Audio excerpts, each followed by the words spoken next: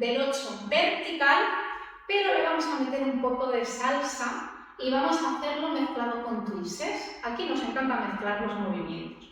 Recordamos lo que son las dos cosas. Por favor, primero id a ver los vídeos de técnica del canal, del vídeo vertical hacia abajo y de los twists de cadera, importante antes de hacer este movimiento. Los 8 verticales los vamos a hacer en plano, no voy a usar ningún tipo de puntas ni nada. Entonces serían 8 verticales hacia abajo. Básicos. ¿Sí?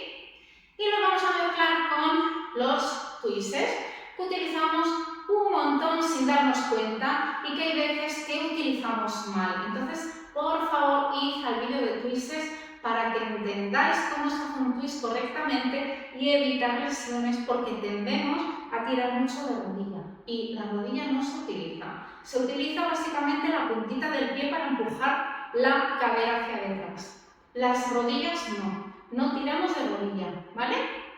Entonces, lo que voy a hacer es 8 vertical, pero voy a hacer twist, vuelvo, y twist hacia detrás, y vuelvo, y twist hacia adelante, vuelvo, y twist hacia detrás, vuelvo, twist hacia adelante, vuelvo, twist hacia atrás, vuelvo, delante, vuelvo, detrás, vuelvo.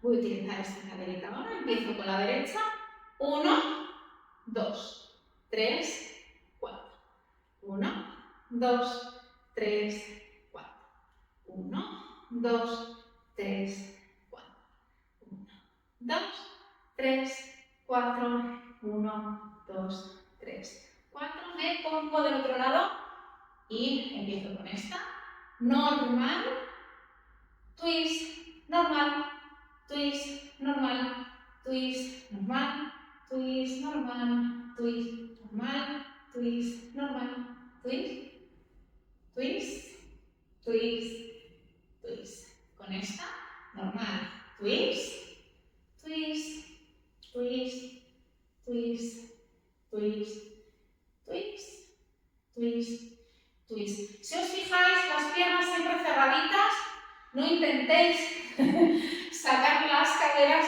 abriendo las piernas porque no funciona así. Por lo tanto, si veis que hacéis alguna cosa extraña, por favor, repasad los movimientos de la técnica básica del principio del canal. Intentaré dejarlo en la cajita de descripción del vídeo.